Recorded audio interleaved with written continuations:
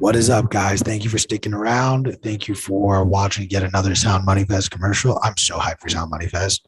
I'm so excited for that. If you have not got your tickets, if all you can do is come on a Saturday, if you can't take Wednesday through Friday off, fine. Tickets to Sound Money Fest are available on their own. You can still use code YTMAG. You're going to want to come party.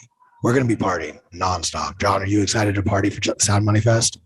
I'm not a big partier anymore, but you know, if the atmosphere is super special, then I'll let myself do it. And I can't think of a more special atmosphere than a bunch of Bitcoiners getting together at the conference and then afterwards letting off some steam. So it may be one of those rare occasions where I, let things get a little looser than normal and suffer the consequences the next day. But it may be worth it. So I'm definitely going to be there. Part. That'll be tomorrow's problem. But in the meantime, we are now joined by our guest today, as you have seen, John Vallis. Thank you so much for joining us today. Sorry that daylight savings time still exists. May this be a lesson to us all to not buy when politicians say something is transitory.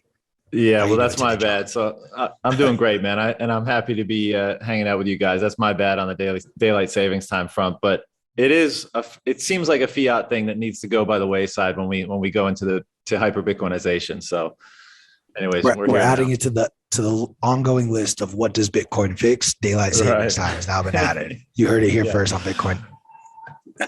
Yeah, I'm so sorry that my voice burns your ears, Nikki. More power. Deal with it, because I lost my voice at a wedding over the weekend. John, as we talked about a little bit before we hopped on, I am of the notion that we have entered a Bitcoin bear market. We are way too far off from the highs. We have not made a new low, which I think is a positive sign, or at least a short-term low. However, I don't see us making a new high, at least for a couple of years, not until the next halving. I don't know if you feel the same, that we're in a Bitcoin bear market or not, but would love your thoughts. Sure. I guess I first have to I love bear markets. NGU is great and everyone loves their wealth going up. And I understand that it's a part of the adoption, and the more hype, the more people get brought in. But it is like a good period for things to be cleansed, right? Like all the trash has to be cleansed out of the system that came along with the last hype cycle. I remember back in the lows of 2015, and things just get nice and quiet, right? Like the hardcore stick around, and the hype people leave for a little while.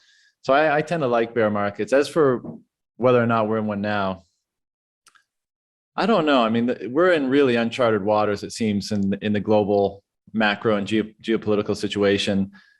It's so hard for me to imagine that we wouldn't hit another high before the next halving, just because there's so many reasons for the value proposition of Bitcoin is so obvious and becomes more obvious with each passing day. But Bitcoin is still a relatively small drop in a large global financial and monetary bucket. And so do the winds that blow in those domains just by necessity have like a big impact on Bitcoin? The answer is probably still yes. So I wouldn't be surprised if, and generally speaking, price talk is the least fascinating or interesting thing for me in Bitcoin, but I wouldn't be surprised if the macro situation meant that we kept chopping down for another 6 to 12 months. I think we probably will hit another high before the next halving, because I just think a lot of questions will be resolved by that time. And yeah, I think a lot of new interest will by necessity be coming into the space. But I'm like a low, I cheerlead every time the price drops, right? Because I think we're all in that boat. Like if you think something is inevitable, you want to scoop it up on the cheap. And so I always root for price drops, and I kind of lament price pumps. But at the same time, to what degree does Bitcoin doing its thing sooner help save more people and help mitigate some of the stress and tumult that's going to come from transitioning from fiat to a Bitcoin system? And so in that sense, maybe it's better that things happen quickly. At the end of the day, it's not under any of our control, right? So, but if the question is will we hit a new high before the next halving? I think we probably will. But I wouldn't be disappointed at all if we didn't. There are a couple of things I want to unpack there. I want to discuss in a little bit sort of what we think could be the catalyst to reach these new highs. I think we're on the same page that it'll be more something to do with like a country adopting or another business adopting Bitcoin on their balance sheets. But I want to first unpack what you were saying about, getting the bad out of here during the bear market. I think very famously during the 2018 bear market, the ICO craze really got killed. Every single company introduced an ICO, and by the end of that bear market, it was very much like a taboo topic all of a sudden if you were going to have an ICO. I personally feel like this present market's ICO is the NFT craze that we're seeing going on right now. Do you find any similarities between the two? And could you maybe talk a little bit on what were some of the catalysts that really helped people get away from the ICO craze? Because we do still have altcoins. They still exist, but not to the degree in which we saw them 4 or 5 years ago. I totally agree. I mean, I remember back then, it was just like you throw up a fancy website with a couple pictures of your influencer advisors and a white paper that nobody's going to read anyways, nor can anyone understand. And then, you raise 50 million in 24 hours off the back of that. And we're seeing the same kind of like irrational exuberance and, ridiculous valuations in the NFT space. And also a lot of those ICOs came back to life. I mean, I think part of the answer of what cleared it out was that Bitcoin pumped first in early 2019. Like it came out of the late 2018 lows and ripped like to whatever it was, 14K or something during that period. And a lot of the older ICOs just stayed like dead. And I think this one brought in a lot of like Bitcoin maxis to see that Bitcoin was the actual thing. But I also think a lot of them thought that was the end of the road for a lot of those ICO tokens. But, we live in such a clown world that they ended up pumping super hard over the last, whatever it is, 12 months. And then we have the emergence of these NFTs. And what always I find difficult to understand is like what I think the value prop for Bitcoin is like so easy and clear. It's like, clearly the monetary system. And even if you don't understand all the nuance, it's like, if you believe the value prop is possible, i.e. a replacement for the current monetary system, that's a dramatic upgrade, and how influential that is on so many different areas of economics and politics and life generally, like that's a big thing, even if you don't get how it all works. But somehow someone's saying like, hey, this is a token that's putting bananas on the blockchain. It's going to revolutionize supply chains. Or, hey, this is like an NFT for trading, like the narrative is, even if you believe in it, it's so inconsequential, at least relative to what the value proposition is for Bitcoin. But maybe that's like the simplicity of it maybe just draws people in. And of course, we live in such a high time preference world that people are really attracted to the prospect of like sick gains in the next week, like I want 100x in the next 4 weeks or something like that. And you hear the stories of that happening to a select few, or supposedly having happened. And then it draws people in. And I think it's indicative of the times we're in, that people are so greedy and high time preference. And the flip side of that, or like, compounding that, is that there's such a sense of deprivation and hopelessness. People are looking out on the world and looking at their lives, and there's a lack of meaning and there's a lack of hope for the future. And you just grasp at any way that you think might be able to pull you out of that.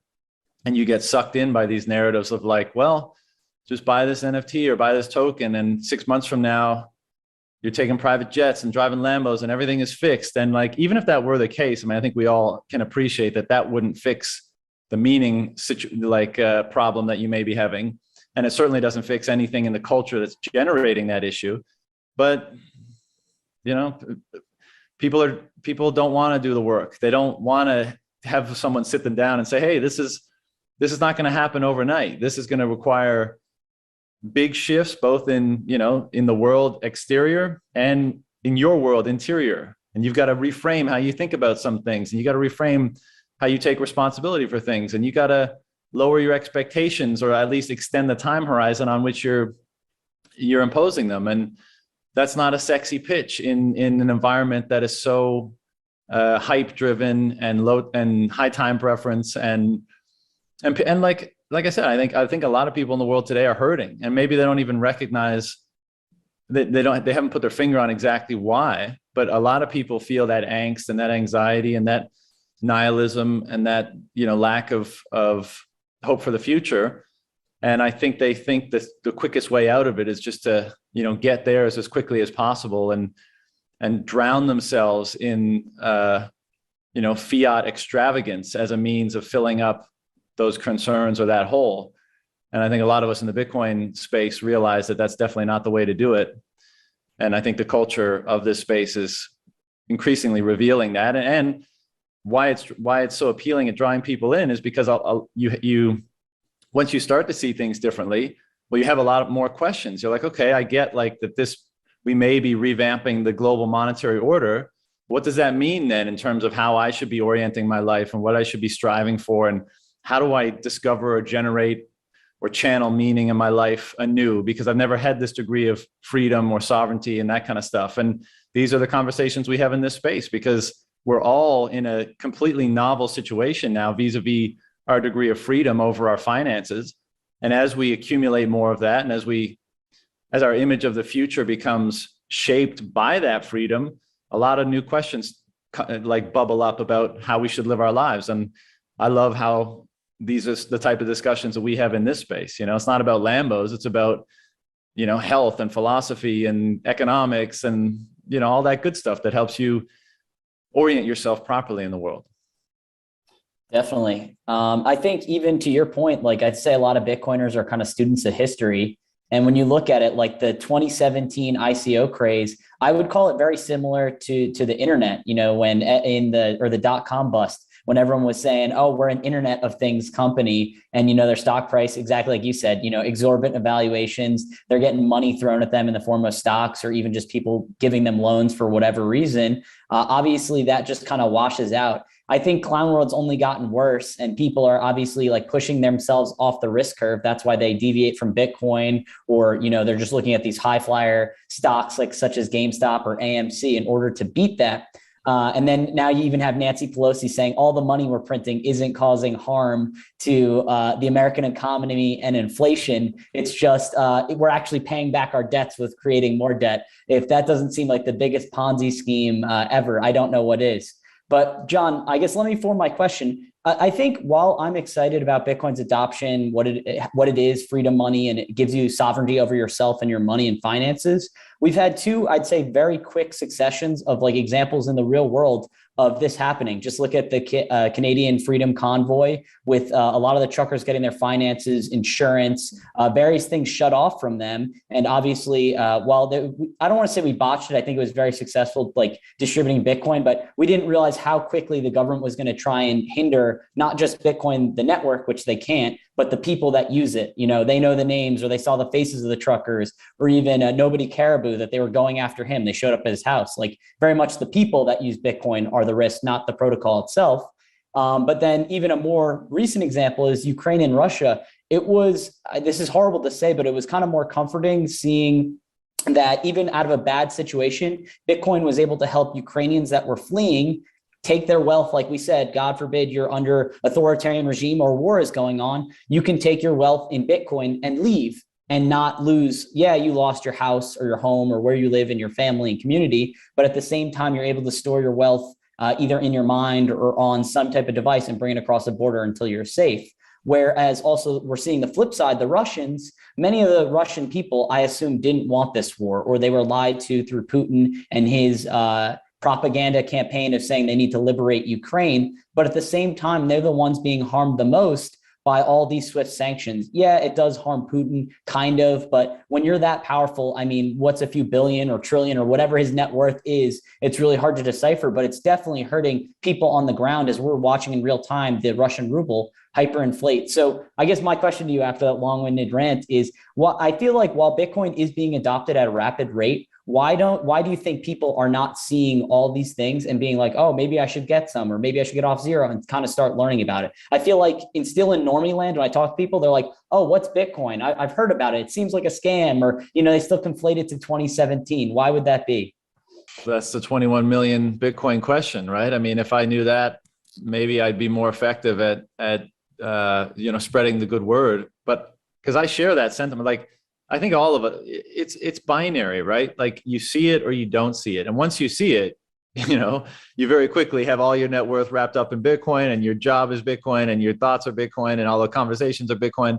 But prior to that, it doesn't even exist. You have blinders on, and if they're pointed this way, if your perspective is and orientation is this way, you can't really see what's outside, what's outside the Overton window, as they say. And so I don't know what keeps people from. I mean, necessity is always the one that pushes people to stuff like this, right? So like most people in relatively stable countries have never felt the necessity. Like even if you're someone in China, and there's capital controls and stuff like that, but most of your life is transacted in yuan, and there's a ton of opportunity to make money, and you can travel and spend money easily enough. And okay, maybe you can only send out 50 grand a year, officially or whatever. But one, if you're rich, you've probably found other ways around that by setting up shell companies and this and that.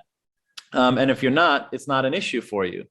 So, but if you're in Ukraine right now, if you're in Russia, if you're in Yemen, Syria, like all these places where there's people are asking the question, shit, like I need to move. How do I take my wealth with me in a safe way? And the ATM is not giving me my money, and my gold is confiscated at the border. Well, then you start to Google how to move money across borders, or what's a safe way to secure your wealth. And maybe that's how people come upon Bitcoin. And there's a huge incentive to learn about it and adopt it and that kind of thing, But for those of us who are relatively, I mean, if you're a normie in a relatively stable country, I mean, just think about how, as we watch Clown World, and you mentioned Pelosi and Biden and all this stuff, like, that meme with the frog, like just lying on his deathbed and it says dies of cringe. Like, I feel like that every day. Like I saw that recent video from Pelosi, and I kind of like look around, like, where the fuck am I? Like, what reality am I in that this person speaking is like one of the top politicians in the most powerful country in the world, and this type of rhetoric is accepted? Like there's no pushback whatsoever, at least within the mainstream discourse on this type of rhetoric. It's just completely mind-blowing to me. And so you have to appreciate that at least a certain demographic or cohort of the population is receptive to that type of rhetoric. And so I think them thinking how corrupted and how disordered and perverted the system is not very top of mind for them, and COVID kind of laid that bare for a lot of people. Like, depending on kind of what side you fell on that issue, you could kind of tell, were people extremely trusting of the government and the media and big business, or were they starting to develop a distrust and maybe question some things and look back through history and find a lot of just cause to question those institutions? And so I think, as is always the case, people will get Bitcoin, they'll buy Bitcoin at the price they deserve, and they'll look into it when they're ready. And like us all, they'll probably look back and be like, geez, I wish I had paid attention sooner. But I think this is just a slow grind, and maybe recent events, and I hope things don't worsen. But in my kind of base case for how this transition takes place, I think things probably do worsen in many different ways and in unpredictable ways to come. That's going to be the impetus for a lot of interest to fall on Bitcoin, and people will have to sort it out if they want to make sure their future is secure, or even have a chance at it. Because as you say, like what happened in Canada, and I'm sure a lot of people were shocked that, like, wow, in a place like Canada, something, people's bank accounts could be frozen and money could be cut off without, trial or anything. Just, hey, you're involved in a protest that we deem unacceptable, and therefore we're going to shut off access to your wealth. Maybe we're going to revoke your trucking license. Maybe we're going to get you fired, all this kind of stuff. And of course, the vax mandate issue over the last 2 years has been a part of that too. I think that's been a wake-up call for people, but still, for a lot of people, Bitcoin isn't on their radar. And then you have to sift through so much fucking noise, man. Like, I've talked to some of these people in Canada, and, crypto and Bitcoin are synonymous for a lot of people. And so people don't know how to sift through all the noise to land on, what's actually legit and engage it properly. And then the final piece I'll say is, as you mentioned about what happened up in Canada, and it seems like Nobody Caribou was raided in some capacity or something was confiscated. It shows that, as you said, the protocol is ironclad, but interacting with it has its risks and different considerations. And this is a learning process for us all. Like, we need to figure out best practices, not only for custodying our own Bitcoin and transacting privately, but how do we support causes that are important to us in a way that protects us and protects the recipients of those funds? And what is the best way to distribute funds in those circumstances? And, there's going to be a lot of attack vectors, I guess. And I think a lot of us are going to mature very much in the next few years and probably put on, like, even though we've always claimed to be kind of adversarial thinkers, we were probably just more so like disagreeable and anti-establishment. But now I think, we're going to develop a far more adversarial mindset vis-a-vis interacting with this system in a way that is safe and secure for us and those people that we're interacting with. I think an important thing also that I do want to repeat for those who've been listening to the show, when we talk about a lot, the issues going on in Ukraine and Russia, the lack of access to your own funds just north of the border in Canada. This happened in America, in Atlanta last week. A very prominent African-American director was not granted access to his bank account and was arrested for trying to withdraw $12,000 worth of cash. So this feeds into the narrative of Bitcoin solves this. However, I think there is also a second layer to this sort of question where, shout out to our colleague Mills, who I think does an excellent job when she has these types of one-on-one conversations of understanding what your values are. What is your priority with your money? Do you want to save it for your future children? Are you trying to be able to quickly access and transact it on a regular enough basis, but money that's not losing value overnight? Or is it somewhere in between the spectrum? Or is it even beyond that? And I think understanding that helps people to dive into Bitcoin in the facet that they like or need. One thing that I tend to notice, though, both with new people within the Bitcoin space, as well as just people who are anti-Bitcoin, not involved in Bitcoin, whether it's their fiat stooges or their diehard shitcoiner, I've never been convinced that their definition of money is something that I buy into. Most of them can't really define money. And I think that is that first step for any and all Bitcoiners down that rabbit hole. When you start to define what is money, and then you start to evaluate it to your own necessities and your own needs, and then you see where Bitcoin fits into that equation. John, I'd love to hear from you. How did that happen for you? How did you first learn about Bitcoin and yourself buy into, hey, this aspect of Bitcoin is what I like and what I want to get involved in? Yeah, I mean, it's a great point. And I think probably our mutual friend, Breedlove, his whole show is What is Money? Because as you start to ask yourself that question, what is money? What does it mean to you? You realize it's not such a simple question to answer. There's a lot wrapped up in it. My own journey, I had been, for lack of a better term, like kind of a contrarian or anti-establishment sort of thinker for pretty much my whole life. I don't know where the curiosity came from, but when I was a young kid, I read a lot. I just got my hands on anything I could, and all nonfiction. Like just like many of us, I think, wanted to try to understand the world, and didn't feel like I was getting that from normal school and the conversations and stuff with my peers. So I just didn't matter if it was history or economics or anything really, just trying to piece together the world. And, I started to, when I was, a young teenager, I just wanted to be rich, right? Because I guess that means you have as ultimate optionality. You can do what you want with your life, and that's ultimate freedom, right? And so that's what I wanted. And I thought the best way to make money was to manage money, be a stockbroker or wealth management or something like that. And so I read and studied a lot about that and read all the classic books, and basically wanted to go into that line of work when I started my career. And I did for 3 years. I was in Shanghai and Beijing doing wealth management.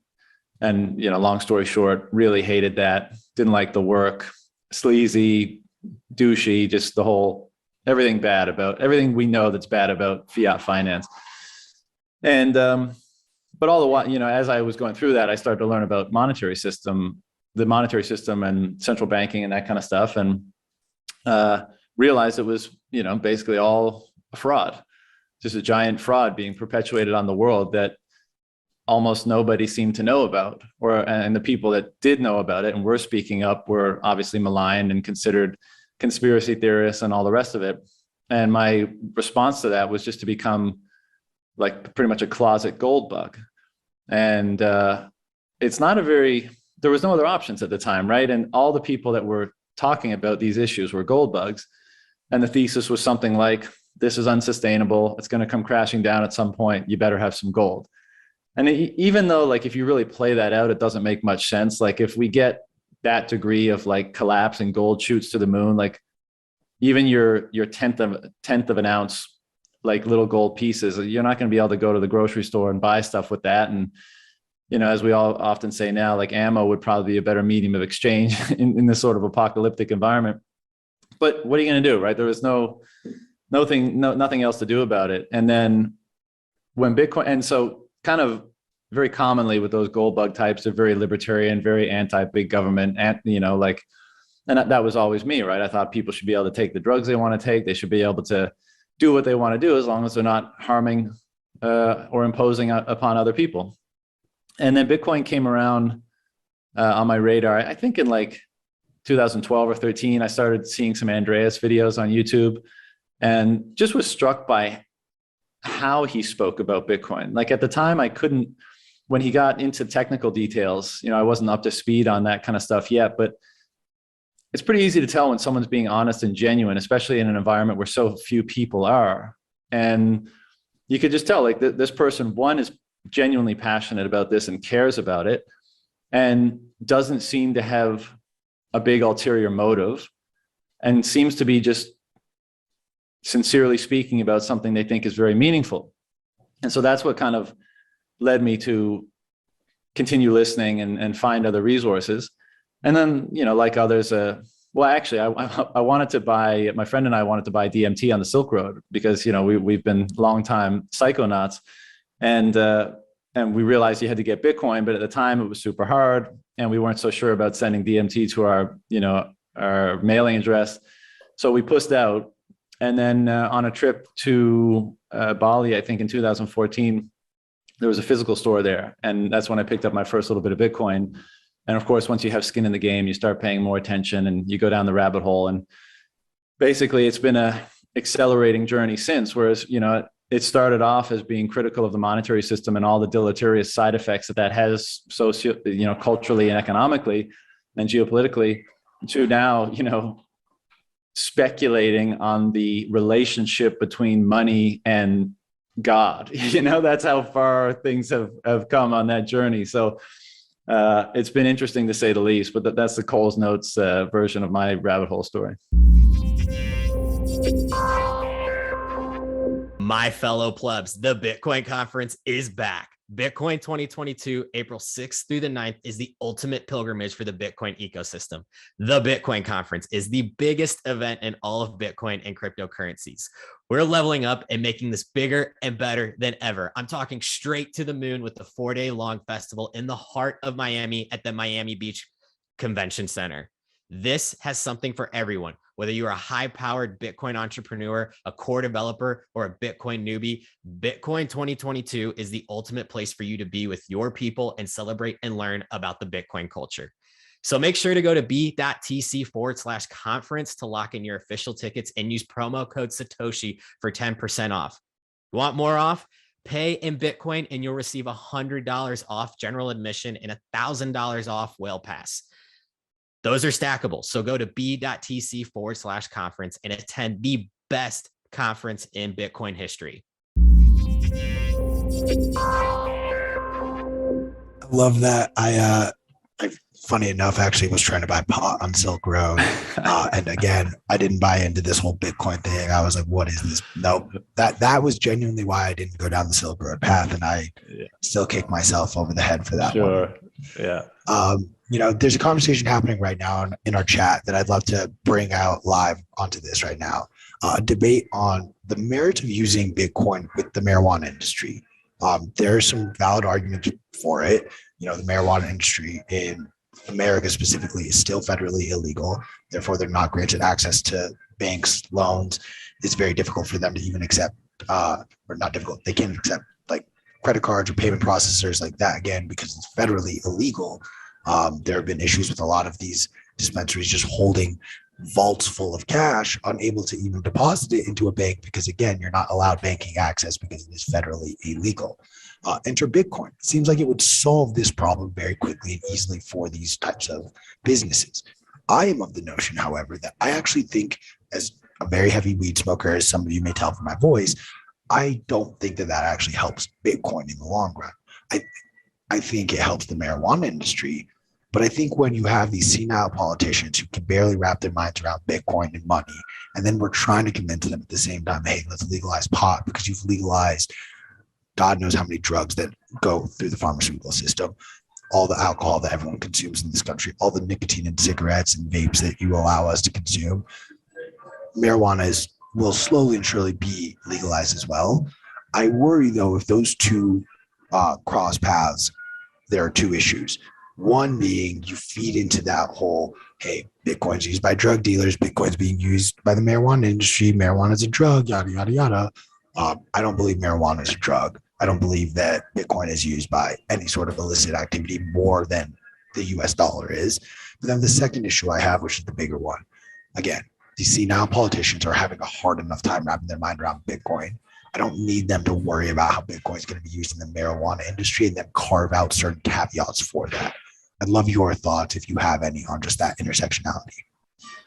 Yeah, my thoughts are we don't get to control how Bitcoin gets used and for what and how adoption ultimately takes place, right? Because we kind of think like, oh, we know the value prop of Bitcoin. It's, it's sound money. Then you can transact with anyone you like, and you can do so privately fairly privately or very privately, depending on how you acquired it and how you transact with it and that kind of stuff. And therefore it should kind of like, this should be the process by which adoption happens.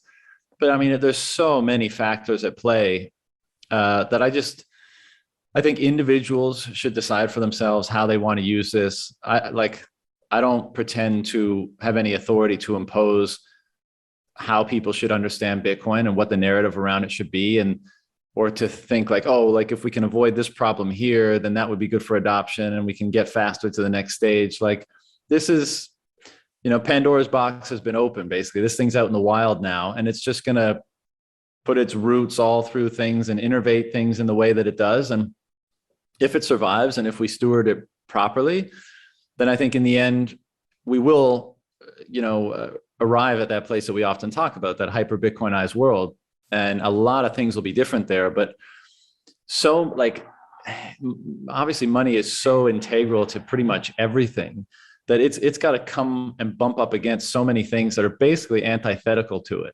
And that, if that can be a daunting thing, because you're like, oh my God, everywhere it tries to go, because it's antithetical to those things, it's going to be perceived as like evil, basically, because it's so opposite to things.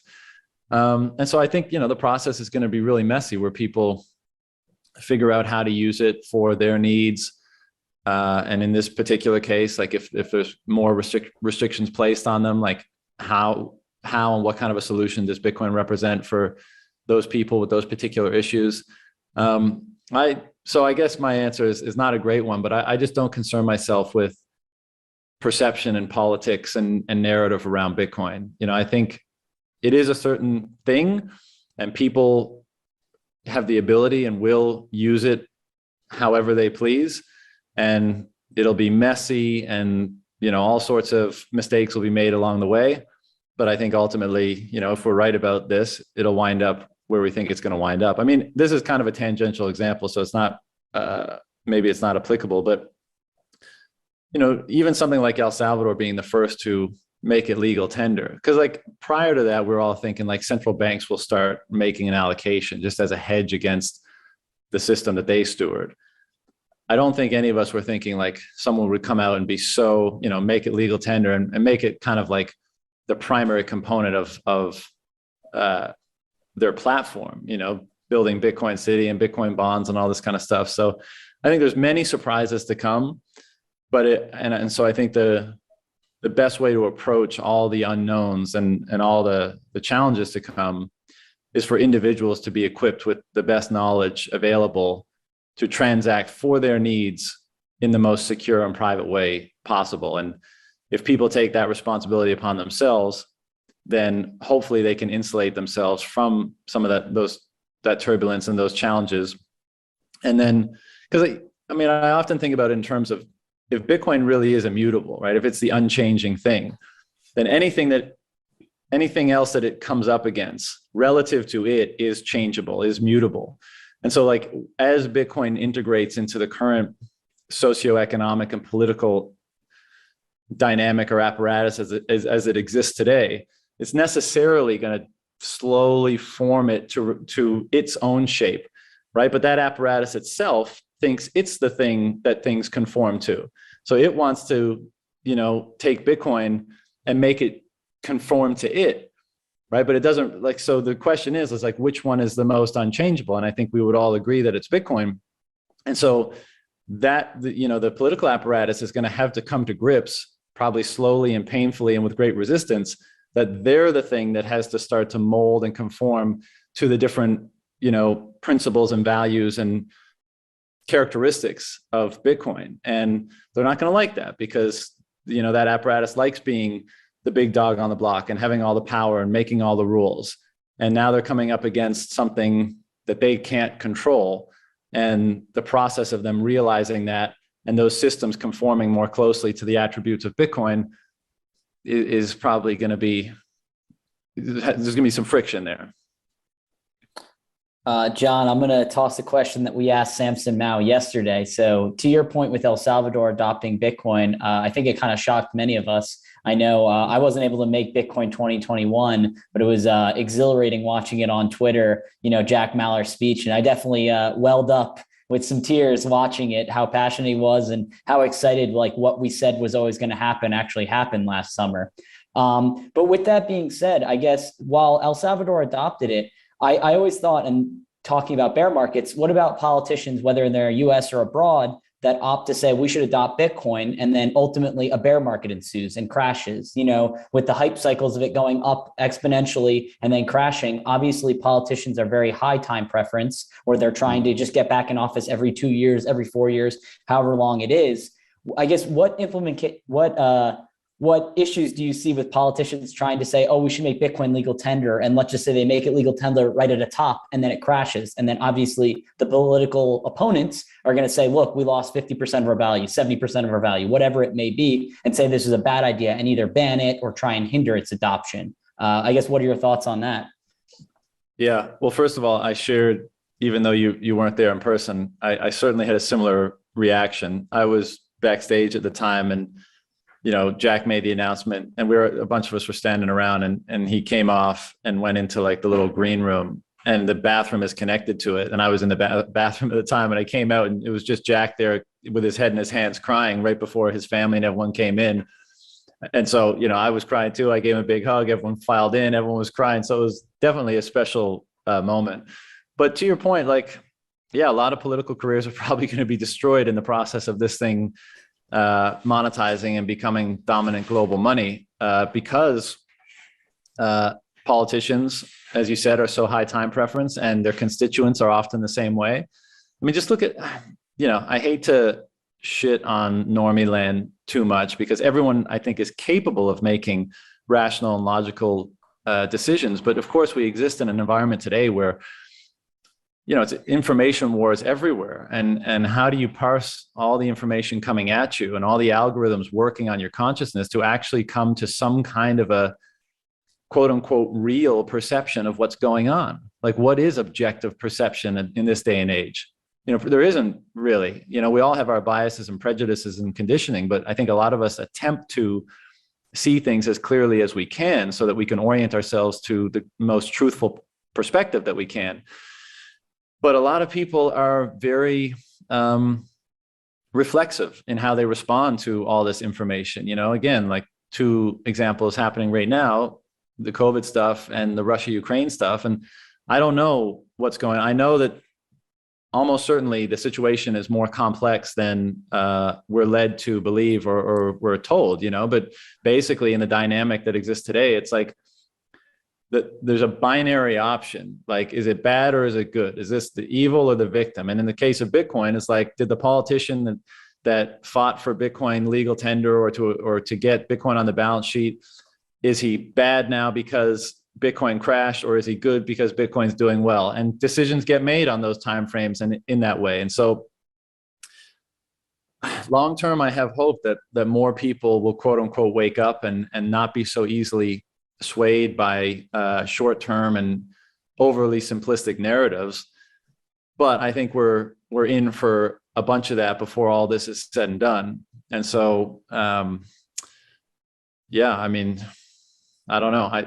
Bukele is a great example. Like, if Bitcoin crashes and his popularity goes down, and then the next government comes in and they reverse everything he did, I mean, that's certainly a possibility. And I think we'd all be disappointed in that outcome. But I think that's just the ebb and flow about how this is all going to play out. And at the end of the day, like, I'm sure you all realize this, but Bitcoin is black market money, right? That's what it's intended to be. It was never like, even though I think part of its monetization and adoption will include tacit approval of it, like if it's completely subject to that approval, well, then it's already failed. It has to be able to stand on its own feet. It has to be able to succeed without the approval of these institutions of authority and control. And that's a tall order in the world today, because the grip of those institutions is so strong and so all-encompassing. And that's why I think, like, it's not just the case, well, oh, Bitcoin's here now and all that stuff will go away. That grip has to be poked at and loosened, and like through the course of time, slowly, as those institutions, perhaps largely because of the economy that's happening within Bitcoin and, the seigniorage and the rent seeking that's being removed from those institutions. And as a result, their grip becomes less powerful. But that's going to take some time. But the point is I love all these, well, I don't love it, but like, I'm pretty jazzed about the El Salvador situation, right? And that came because of the political apparatus making a decision. But again, at the end of the day, Bitcoin is fuck you money, and it's fuck you to institutions that would seek to control it.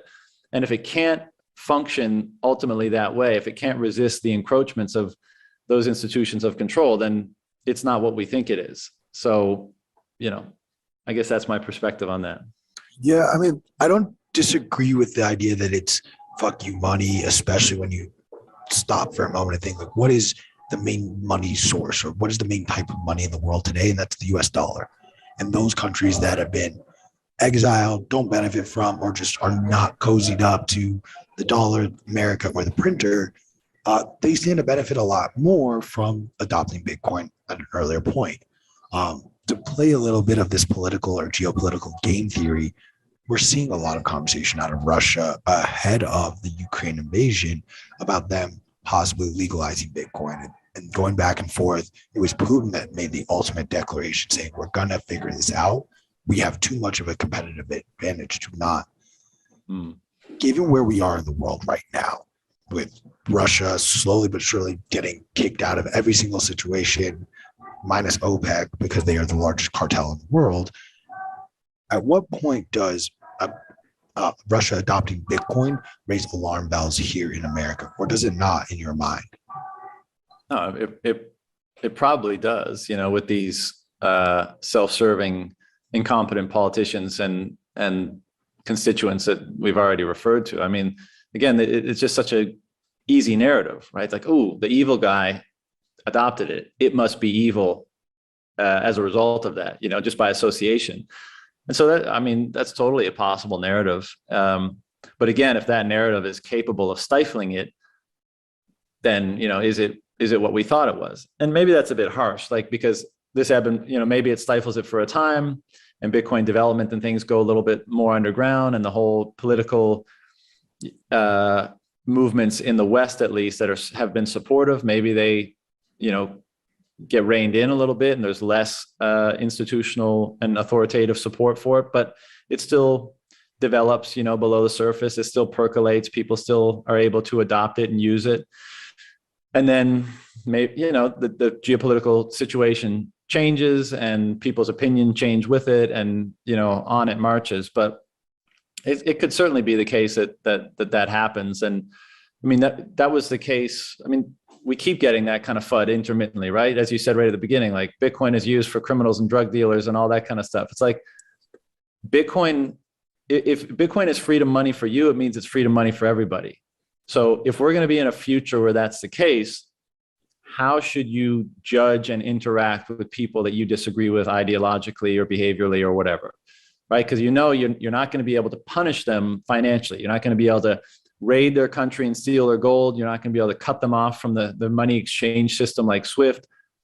You know, you can do trade sanctions because those are actual goods crossing borders. So that will still be applicable in the future. But, you know, how should we, I mean, how does realpolitik and how does warfare change in a Bitcoin future?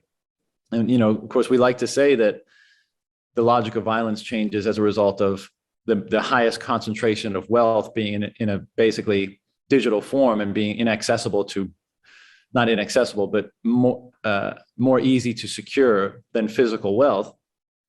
And so that changes maybe the incentives to violence. But it's an interesting question how that plays out in the future.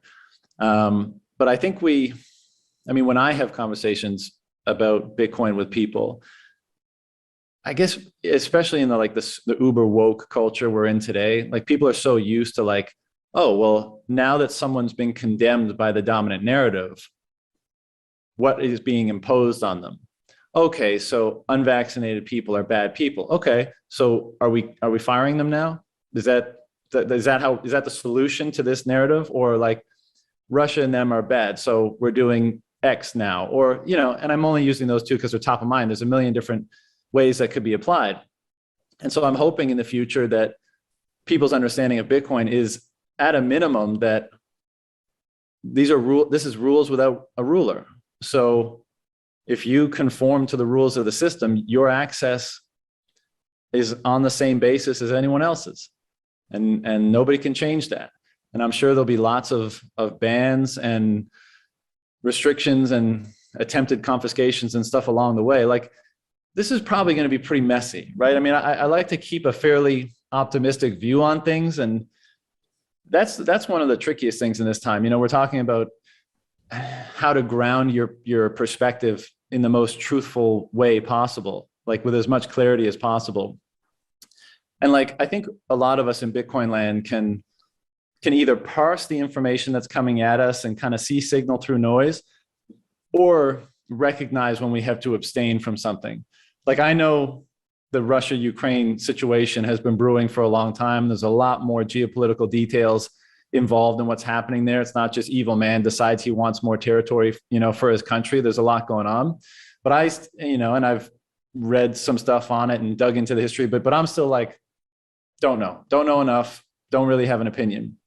And that's, you know, side note, that's not even really permitted in this day and age. Like, in the small talk that happens at, you know, around the water cooler or the dinner table, like, you kind of have to choose a side. So, you know, I think we're pretty good at doing that, you know, Bitcoiners generally speaking. But as to, like, how to walk the tightrope of, like, being optimistic and seeing a hopeful future, but bracing and preparing for and not being delusional about what has to happen for this transition to take place, that's a far more difficult one to navigate, because you know, the future is always uncertain, and we see so much hope, and we're so excited by the prospect of this new tool for freedom and liberty in the world. But then we're like, but the world is really far down the other way. And so how, like, what's the process of it being like turning around the Titanic, basically. And so, yeah, I mean, I think we're, the last 2 years especially, I mean, you kind of asked me about bear markets at the beginning, like when the COVID crash happened in March, and, you know, there's a lot of chatter about all this stuff. I think that woke up a lot of people that have been here for a while. Like, it's fun to just watch number go up as you scroll through Twitter and share memes and stuff like that. But I think we're all starting to understand that this is going to require us to a greater, perhaps, personal transformation than we thought. And some of that will be good, right? There'll be like natural improvements on our lives that maybe we were putting off, but others will, I think there'll be like a very, we'll all mature a lot through this process. I mean, if we really are participating in one of the most profound transitions in, you know, human collective interaction in history, and I think we are, then I don't think we're going to get out of it being the same person that we came into it with, right? Like, if we really are aligned with these principles that we think Bitcoin represents, like truth and freedom and liberty and sovereignty and responsibility, those are going to be put to the test. We're not just going to be able to pay them lip service and see it through to the bright orange future. I think we are actually going to have to show how much we are actually about that stuff if we're going to see both this thing, if we're going to steward this thing properly, and of course, more importantly, if we're going to use it properly to create the life that we want to create on the back end of this and contribute to a culture that we think is, you know, worthwhile. I want to share a story that was brought to my attention yesterday that I think is valid off of what you said, John, and then present a broader question, because I think what you're really asking, and the call to action here, is we all need to be critical thinkers about everything that's presented to us. And we need to, I think, work out that muscle more and more. Yesterday, I believe, or maybe 2 days ago, the Brooklyn Nets played the New York Knicks in an NBA regular season matchup based on the vaccine mandates in the state of New York versus the vaccine mandates set forward by the NBA. Kyrie Irving, who is arguably one of the best players in the league, unvaccinated, was not allowed and has not been allowed to play for the Nets in home games. Now, this is where it gets a little annoying, in my opinion. Kyrie Irving, not listed as playing in the game, he was able to purchase a ticket courtside, show up to the game without a mask, say hi to his teammates and friends, and even dap up and give a hug to Kevin Durant. So at what point, I'm genuinely flabbergasted at this point of, what are we saying, that it's the ball? The ball is the medium of what is sending COVID back and forth to people? Like, come on, Adam Silver, this is me calling you out, because you've been one of the best commissioners in this new iteration with the Rob Manfeld and the, oh my God, I can't think of the asshole who runs the NFL. Roger Goodell. Thank you. You are, in my opinion, like, there's no one close to you. You have managed and run the NBA so well, except in this moment right now. And I think it goes back to this idea of, you're not thinking critically about the issues at hand and what we can do to, I think, create a different system. We don't have to adhere to the system that's been created or set forward by anyone. You are a private entity, a private business. You can operate as you see fit. So my question then to you, John, is how do we practice that? How do we ask our friends and family to be critical thinkers in everything? Because I think that's what it comes down to, is if you're not thinking critically about one thing, you slowly allow yourself to just buy into the narrative of everything else, because it's easier to just be told what to think and what to do than it is to pause, digest, and think about, what do I need to do that's best for my family and adheres to the values that I live by. Yeah, I mean, it's a great question. A quote comes to mind, which I'm going to butcher here. And it's a bit, I mean, it assumes that we are the ones thinking critically here, which I think a lot of people would take issue with, right? Like, the people that you're referring to would be like, no, I'm the critical thinker here. There's a genuine emergency and we need to do everything if it saves one life, blah, blah, blah. So you're not the critical thinker and you're not the compassionate person. And so this is part of the divide, right? But the quote that comes to mind is like, I don't think our job is to wake up the sheep. It's to wake the sleeping lions. It goes something like that, right? And so I think we're going to waste a lot of resources and breadth and stuff if we try to get into all these confrontations with people that think so oppositely to us. I don't think we should burn bridges and stuff like that. But, my approach has basically just been to abstain from conversations that I kind of know are not going to go anywhere productive. Whereby one of the reasons why, I love doing the podcast and I love connecting with Bitcoiners, and I talk to a lot of Bitcoiners offline, just on calls like this, is because those are the people I want to connect with. These are the people that, not through my convincing them, but through their own process of trying to figure things out, have come to a similar, what I think is clarity, but that's my own bias because they're sharing my perspective. But I think they're seeing things clearly, and they're recognizing that it's, there's lies and dishonesty and incompetence and cowardice everywhere. And they want to basically focus on the things that they can control. They want to interact with the people that are aligned with similar values and principles. They want to build things. They want to, contribute to solutions. I mean, and the conference coming up is such a great example of that because, last year I came out of Canada to go to the conference. And so, as you might imagine, in Canada, I was surrounded by, the former type of mindset a lot. And then coming to the conference, like everyone you talk to, it's just like you're immediately on the same wavelength. And of course, you're not the same people. You have different interests and different experiences and stuff like that. But it's just great that you line up on some of the most important principles. And then from that basis, you can have honest, open conversations. And what's so great about that is, like, when I have conversations with people, I'm not trying to get my point across and impose anything on them. Like, I think that the purpose of dialogue is for both people to come together, share their perspective, and hopefully generate something novel that both people can then use to integrate back into the perspective and refine it even more. Whereas so much in the discourse today, whether it's happening like around a dinner table, at a bar, or on the mainstream, media stuff, it's, conform to my narrative, or I dismiss you in some way, or I cancel you in some way. You're a racist, misogynist, this, that, the other thing, because you don't think the same way that I think, and so I think we focus on refining ourselves, building relationships with people that have similar values. And, I've talked about this a little bit, but I think most people come to Bitcoin for number go up, right? Or at least that's been the case up till now. I think it could easily be the case that as we move forward in the next 5 to 10 years, people will come for the culture more so than number go up. I mean, again, the conference is a great example of this. I mean, there's going to be a rad party on the last day of it. People are just celebrating being together and being a part of this revolution. Like in an environment where in normie land, everything is so contentious and everything is so tense and everything is so nihilistic, and there's so little meaning and there's so little independent thought, that when people see this burgeoning culture where people are radically individualistic, but they're coming together over shared values, and they're exchanging ideas, and they're refining themselves, and they're building more stable and meaningful and productive lives and communities. Like, people are like, yeah, I want some of that. That looks great, and that feels good. And so I think what we do is we focus on that. We focus on achieving that for ourselves and contributing to it in our communities and in the culture we're a part of. And that ultimately, that counterculture ultimately becomes the dominant culture. That's hyper Bitcoinization in kind of my view.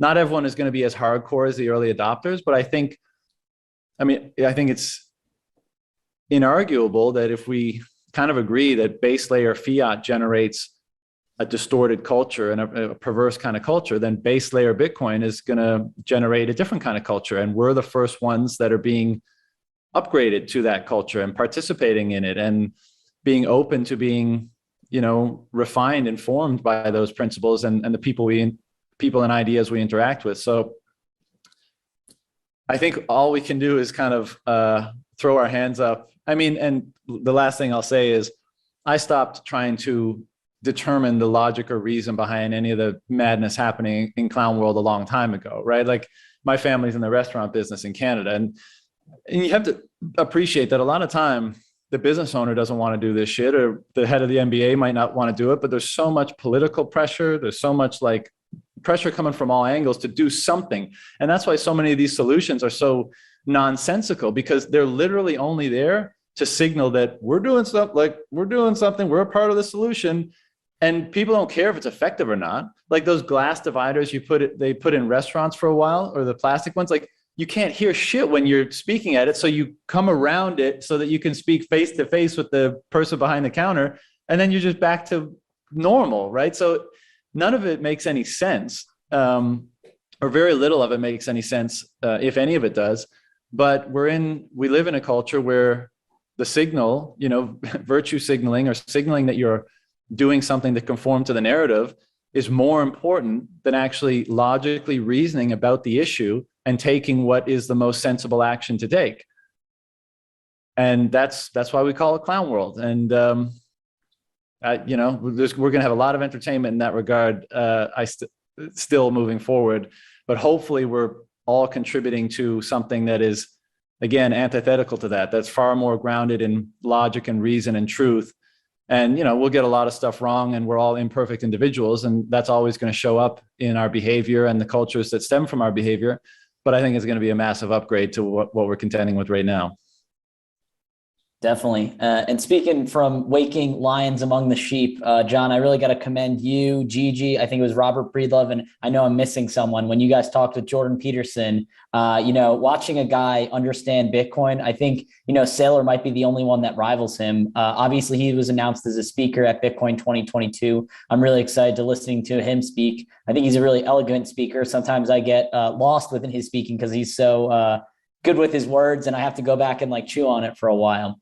But I guess pivoting now back to, bear market and bull markets and such, I see in the next 5 to 10 years, things are going to be very tough, I believe, for the G7 nations. So the United States and the Canadas alike, and I keep getting to this point in my logic where I get stuck, that I'm going to steal something from BTC Sessions, or Ben from BTC Sessions. He says Bitcoin flushes out bad behavior. And he was saying on one of his most recent Why Are We Bullish podcast that he loves it. It hurts, obviously, in the short term when we watch as the price cascades down because of long liquidations of people either taking really long positions or shorting it or whatever and getting liquidated up or down. But he always is good. I'm glad that this $1 billion hedge fund or billionaire gets liquidated out of their position for doing something ridiculous, taking out 40-to-1 leverage or whatever it may be. But I guess my thing is connecting Mark Moss's end of an empire thesis, that the fourth turning and the different business cycle lining up with the empire, ending of empire, as well as the political cycles. I guess I'm a little worried for the G7 nations, and I know that's selfishly saying this, but while Bitcoin flushes out bad behavior, it can be said the US and Canada and the G7 nations, or, the US dollar hegemony alike, have had bad decisions. And we're watching this play out in clown world and the real world. So I see a world where, we're having a Bitcoin bull market, but at the same time, our country's even getting worse and worse, meaning that I'm going to use this perfect example. Let's just say there's 10 million Bitcoins between Canada and the US alone. But we need to send those goods abroad for whatever reason, to get oil, to get, whatever it may be, from China, Russia, Taiwan, Vietnam, other countries that can give us cheaper goods. But even to China's point, they don't want the US dollar anymore. They want the goods. We were talking about earlier that they've kind of have a deal set up with Saudi Arabia that while they price it in US dollars, they really just want the oil, and they have first right to refusal to it, and they'll take it and they'll sell it if they need be.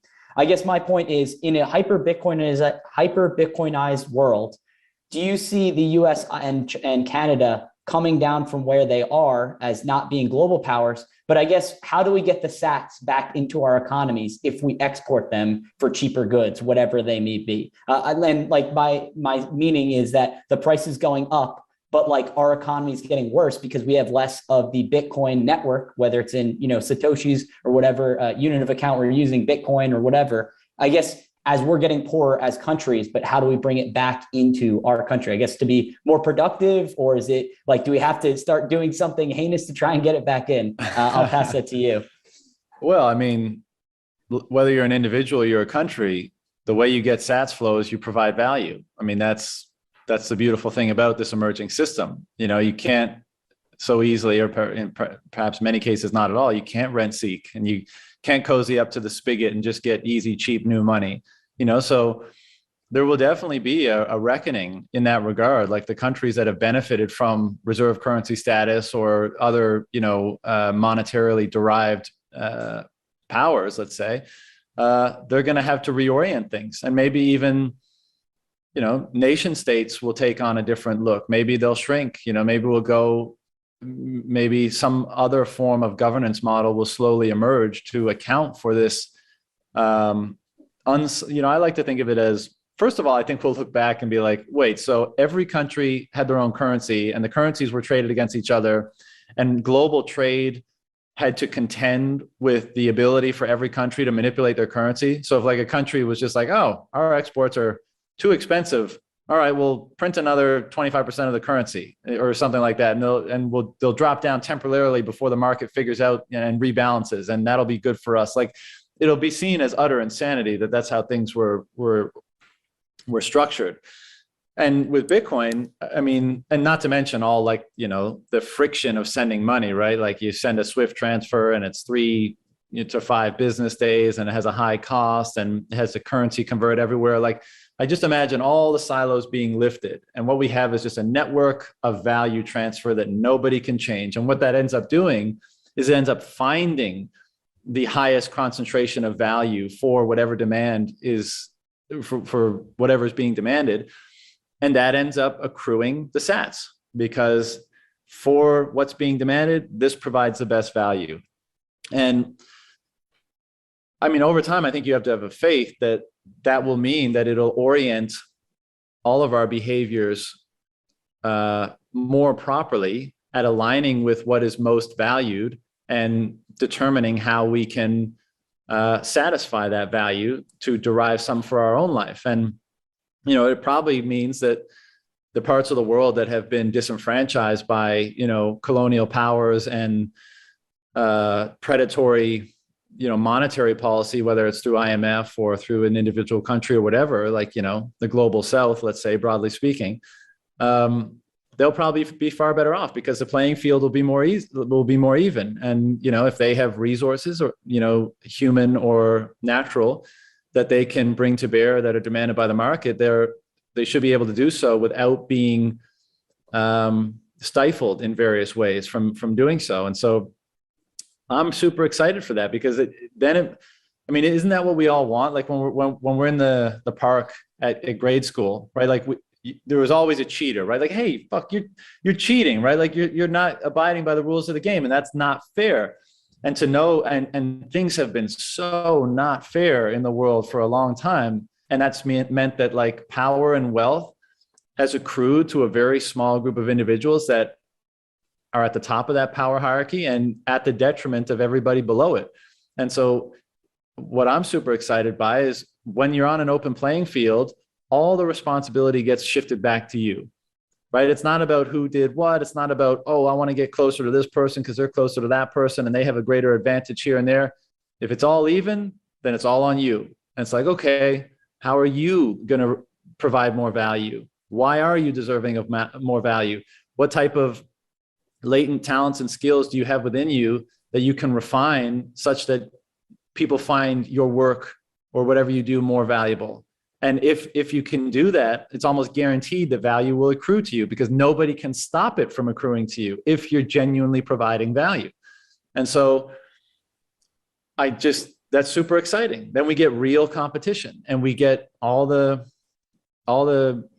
blockages to real value being expressed and accruing to the people that are most capable of providing it being removed. And I mean, I think it goes without saying that at a certain point has a material impact on the structure of the nation state, right? Because the nation state it's at the size it is and has the power that it has, largely because it's able to siphon off the wealth of its population surreptitiously through inflation and through seigniorage, right? So when that's no longer the case, and the large bureaucratic apparatus they can't feed that to the same extent, well, what does the nation state look like? Maybe it fractures. Maybe it takes on another form. Who knows? I mean, these are questions that I think we're likely going to find out. But the punchline is going to be that value will be able to flow more easily and more efficiently and more fairly to the people that are most providing it. And that may be a bad thing for America World Police as it exists today, but it may be a good thing for the world at large. So I think we'll have to reframe what we even want. Like, I'll be the first to say, I as far as like founding of countries goes, I mean, I think America is probably at the top of the list of being founded on the best principles and with a structure that is most impervious to being corrupted. But as we're seeing today, it don't really matter. Maybe it lasts for a time, but it's still able to be corrupted, and it's still able to do, even founded on such great principles, it's still able to be used to carry out so much damage to the world in various forms. And so I think, I mentioned this in an article I wrote just a few days ago regarding the conference, but like, I know this sounds a bit shitty and it's still in this day and age, but I don't consider myself a Canadian, really. Like, at least I don't feel an allegiance to that. Like, I feel an allegiance to people, to principles and values and people who share them. Like, why would, I had nothing to do with where I was born. Nobody does. And why should we feel an allegiance just because of that? I'm really grateful that I grew up in a stable and a safe environment, because that allowed me to not have to worry about those things, and I could focus on other interests and other, development. But the most important things that, as far as I can tell in life, are, what do you value most? What's at the top of your value hierarchy? What are the principles that you most orient your life by? And if that's the case, then your countrymen, as it were, like your brothers and sisters, should be the ones who hold those same values and principles in just as high esteem. And that's what I feel like. And that's why going to the Bitcoin conference, I feel like I'm going home, because it's with a high concentration of people that value the same values and principles as me. And as a result, feel similarly about things and have similar interests and want to orient themselves similarly in the world, instead of some arbitrary lines that are drawn on a map that, if you look at the history of nation states over the last 5,000 years, guess what? They get redrawn a lot. Give it some time, and, Germany's not Germany, and Italy's not Italy, and Iran's not Iran, and America won't be America. Like, all that stuff is transient. What's eternal? Eternal is being, aligned and committed to truth and freedom and liberty. And those are things that you decide internally, not some arbitrary thing external to you. So I have to chime in with this. Everyone will always be corrected on this show, John. It's not you. I've corrected Chris numerous times. I've corrected countless other guests. It's Iran, not Iran. As an Iranian citizen, it is my duty to correct everyone. Thank you. However, I want to like really explore this, because you're absolutely right. The idea that nation states, or like the idea of nationalism, pride for your country, like, it's all a fallacy. It's all made up by an arbitrary entity that said, like, oh, we're going to group you guys together and for these reasons and whatnot. And I would even take it further. I would say religion is another example of that to a degree, it was created through these ideas of, these are the values that we believe. And so therefore you should buy into what we say if you agree with some of these values. I would say it goes as far back as, when we were hunter gatherers, and really our only motivations were just, what am I going to eat? Am I safe? Are my kinsmen safe? And I think it's about building those communities, like you have mentioned, within the Bitcoin community and other such communities that exist. One of my favorite things about sports, one of my all-time favorite writers, Rick Riley, put it so perfectly. Sports are the only reason why your 85-year-old grandma can have a legitimate case to hate her next door neighbor, because they have a Packers flag out front and she is a Vikings fan. And I think that to a degree, we always will look for, as human beings, some reason to be in a group or in a clan or kinsman, whether it's because we agree on the financial system completely being destroyed, or that our leadership is a complete farce. I do, however, challenge this notion that like everyone in Bitcoin has the same values. My value proposition for joining Bitcoin is different than yours, and it's different than Chris's. And I think as we expand Bitcoin's network to hopefully in the near future include all 7.9 billion people on this planet, I think you will enter into this realm of, well, there are some Bitcoiners who value it for this reason and that reason. Thankfully, this is the only true democracy we have, where you have to have a majority consensus to make a change. I want to present you the opportunity of You have 51% of the entire nodes backing whatever change you want. Is there a change you would make to the Bitcoin protocol right now as it sits? That's a good question, but I want to address something else first. And I agree. Of course, we don't all share the same principles and values, and which is why I usually say like a high concentration of those principles and values at an event like the conference or something. And of course, just generalizing in general. But I think it is the case that, for example, like Bitcoin allows you to have such a strong, let's say, relation to your monetary property, which you might say is emblematic of your work or your time or your energy or what have you, that cannot really be violated without your participation. And so I think that kind of necessarily means that freedom, at least of that kind, of your optionality in a market-based world, is a value that you almost kind of have to ascribe to if you see value in Bitcoin. And so I'm sure I'm sure we all have a variety of differences on different things, and your point about, religion and this, because it makes sense to align. Well, let's put it this way. What determines what you're going to find valuable in the world, from an object that you might buy for your home to your highest ambition for your life? And basically, if we borrow from Peterson's framing on this stuff, it's like we all have value hierarchies internally, and when we confront things, that thing enters our value hierarchy, and there's a process of comparison to determine where it lands. And those value hierarchies end up generating something that's at the top, something that is of the most value to us, that helps us orient ourselves in relation to all other values. And you might call that God, or you might call it a spirituality, or you might just call it the highest values and principles that you hold, but they're going to have an influence on how you engage the world. And so I think when you see others for whom the same values and principles or ideas have ascended to the top of that hierarchy, you say, hey, you're the type, like, the world is uncertain and the world is threatening. Let's cooperate, because we seem to be lining up on a lot of things, and let's cooperate for our mutual self-interest, so we both can be better. And maybe, so nation states way back, or tribes, or, when they began to happen, when we first started to cooperate, it was probably for that reason. And at the founding of America, probably something similar. People got together and said, hey, we don't like the current situation. These are some of the principles and values that we think are the best and are most integral to developing a society of freedom and prosperity and peace.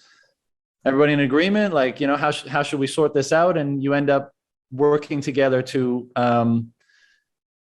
you end up working together in accord with those values that you've identified and that you've put forward.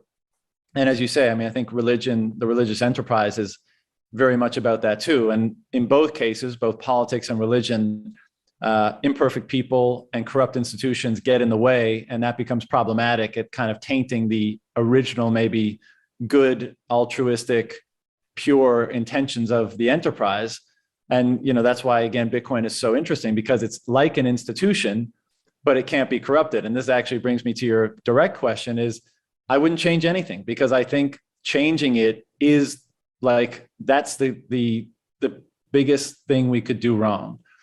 Because we're always going to have, we're imperfect, and there's a lot of information we don't have, and we have a lot of biases that we're not aware of. And so, and we don't have a full understanding of how the world works, and we don't have an understanding of many things. And so we're always going to think that something should be a certain way. And I think what Bitcoin presents us with, possibly for the first and only time, is, okay, you have this opportunity to express, communicate, store value in this way, to have kind of like a social contract that contains those things. I think if we decide, oh, well, the economic, like the security doesn't really work out the way we thought it will, and maybe we need a little bit of ongoing inflation to incentivize the security of the network moving forward, so let's just tweak it that way a little bit. Or, let's tweak it this way a little bit, because right now the political winds or the dominant mindset or narrative of the time dictates that this might be a good idea. Then we're in this, well, I think doing it, we corrupt it. I mean, that's what corruption is. Like we tend to think of corruption as ruining something, but that's usually determined in hindsight. Corruption is basically just changing something.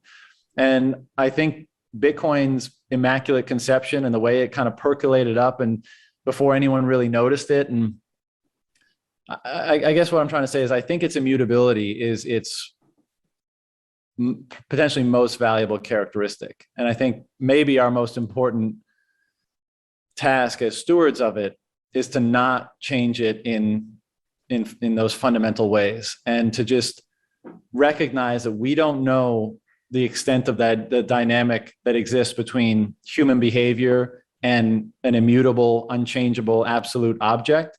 And I think we need to have some kind of like even a faith that submitting to that immutability is probably the way in which we derive the most benefit from it, rather than assuming to always know what needs to be changed about it to optimize it for our transient needs.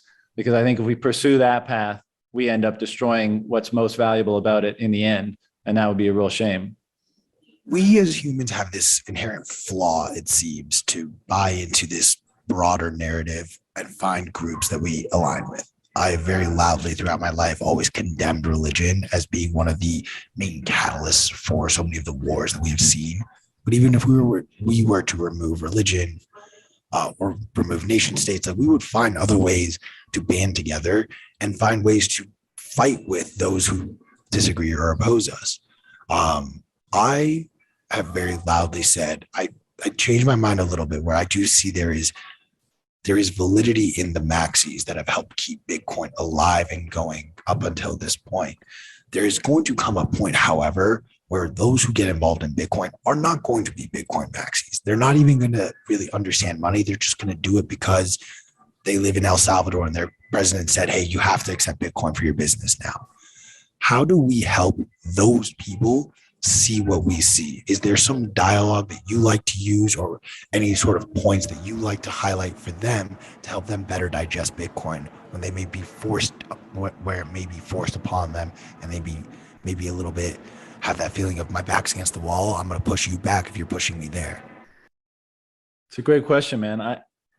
The answer is no. I don't really have like an easy answer. I think we all end up having this understanding that we have through a lot of cuts and scrapes and getting wrecked. And, that's just kind of the hero's journey of this thing, is taking your licks as you come to a better understanding of it all.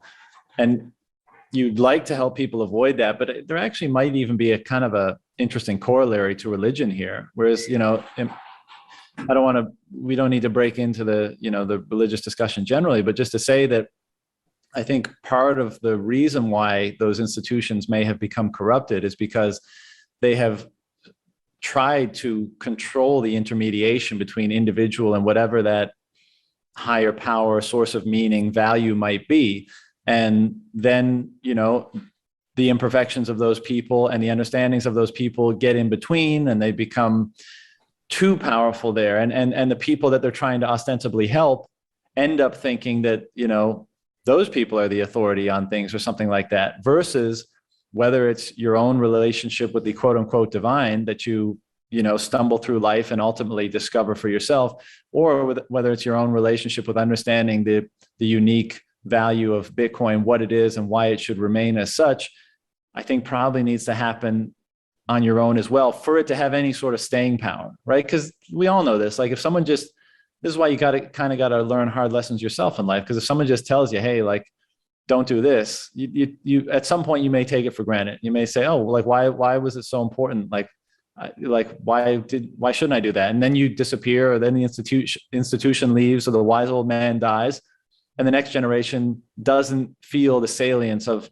the understanding or the message, and they make the mistake. So I think what we need to try to do, or I think what is happening, and my own opinion on it, is back to the individual taking the responsibility and having the courage to pursue that journey on their own. And maybe there are some ways that they can be assisted, but always hopefully not presuming to be authoritative on it, and not presuming to tell people what it is and what it should be, and allowing them to discover it for themselves. And maybe they discover it in the same way that we have, or maybe they discover something novel and new about it, an angle that we haven't considered. And, I'm certainly interested in all these new people coming into the space and getting their intellectual firepower made available to us all so that we can continue to understand ourselves. Because like, even though we're early and it seems like we're trying to kind of shepherd people in, we're still very much a part, like caught up in this phenomenon, in this process, and we're still being upgraded by it, and we're still developing and enhancing our understanding about what it is and, you know, how it works, and the more kind of esoteric or elements of it, you know, that again, we haven't reached the bottom of the rabbit hole. Nobody has, it doesn't seem, right? So we're all still on that journey of discovery. And I think if it's going to have lasting staying power, and if it's not going to be corrupted, we have to resist the urge of institutionalizing the understanding of it or something like that. I love that. The Bitcoin hero's journey. All of us are a part of it. All of us have to go through this battle. One of the battles I think that all of us face on a day-to-day basis is the different FUD topics that get brought up. I myself have one or two topics where if someone says it to me, I just get angry and I will jam so many facts down your throat that you're frozen. You have no response. Is there a FUD topic that really grinds your gears that you're just like, you're so dumb for thinking this and this is why? Like, I'll start with mine. I'll say that the use of Bitcoin for illicit activities, like I will say this every single time. If you count up how much Bitcoin is used for all illegal activities across the entire history of Bitcoin, I promise you it's less than the amount of US dollars that was used in the last 5 years. I've even changed in the last 5 years. There are more US dollars exchanging hands illegally than Bitcoin is. I guess my answer would be this. For most people, the FUD isn't genuine critique.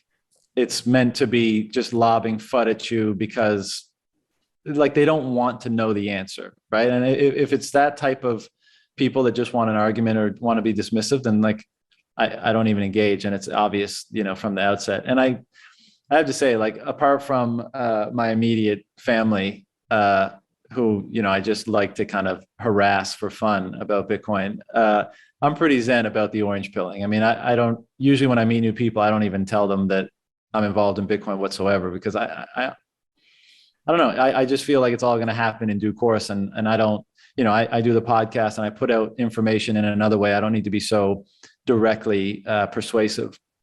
But if people are genuine in those questions, like, hey, you know, like I'm trying to understand this stuff. I read an article the other day where, you know, it talked about volatility, or it talked about, like you said, you know, being used for drugs and stuff like that. Is there any truth to this? Like, is that what you think? Then, yeah, sure. I'll share my perspective with them and kind of help them understand that there's a lot of misunderstandings, both intentional and unintentional.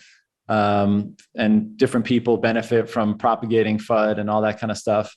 And if you know, like anyone, if anyone's ever genuine about any topic, I love those conversations. Doesn't matter if it's Bitcoin or religion or, you know, science of any kind, like, or history. Those are great. You know, it's an opportunity to learn and share perspectives. But if it's just, you know, we all have encountered those arrogant people in our lives who are just like, oh yeah, drug money, or, you know, like whatever, keep going, nerd, or whatever the insult is. Like, what's the point in engaging those conversations?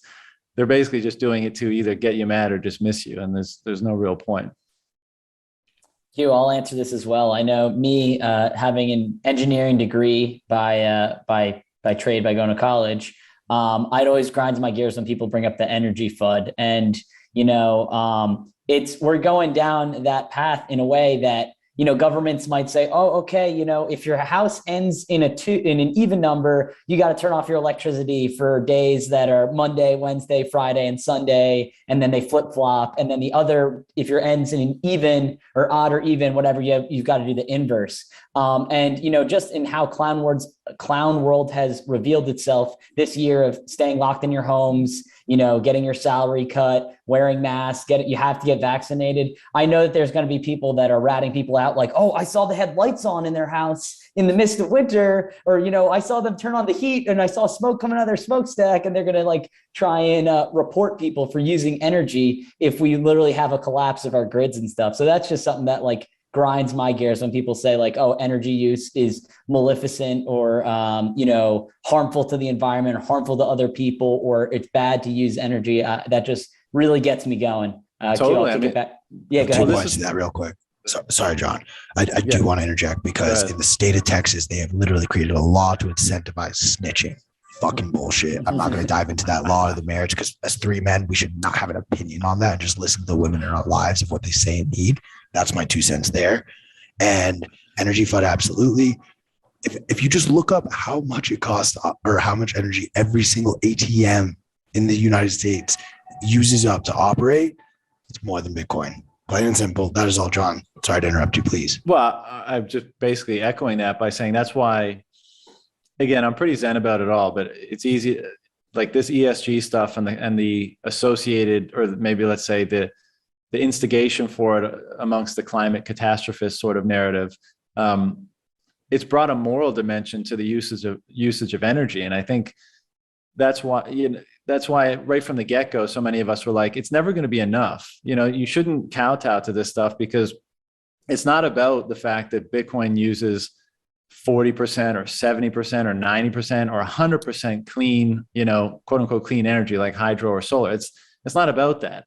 That's just what they're latching onto, maybe because it's easy right now, even though, as we all know, like Bitcoin probably uses more, quote unquote, clean or renewable energy than most industries.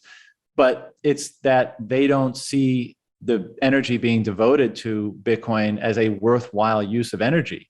And it's like, hold on, when was that any of your business? Like if I want to put on crazy Christmas lights at, December or keep them up all year long, like nobody's got an issue with that, right? If I want to leave my lights on all the time, so I think it's just that there was, if you don't understand Bitcoin, and in particular, if your interests are not aligned with Bitcoin, i.e. if you're, aligned with the existing monetary system, then it's just a way of dismissing and discrediting the enterprise entirely. And trying, we were talking about that grip of control earlier, trying to maintain a grip of control over this thing in any way possible, and it'll play out. And I know some people don't think it's such a bad thing and other people do. And some companies are adhering to it. Others are trying to take advantage of it in different ways.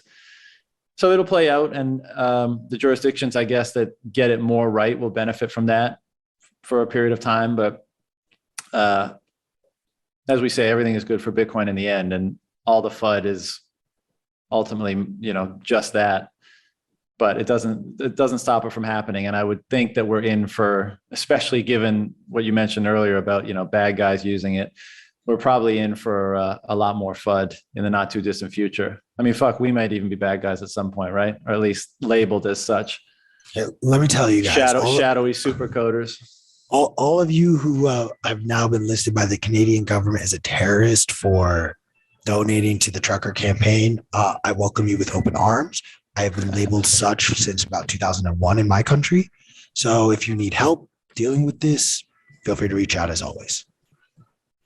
Very Not nice. to make light of the situation, but genuinely to showcase how ridiculous it is.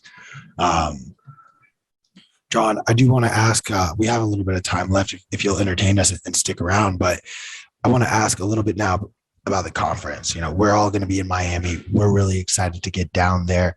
Is there anything in particular that you are most excited to see this year at Bitcoin 22?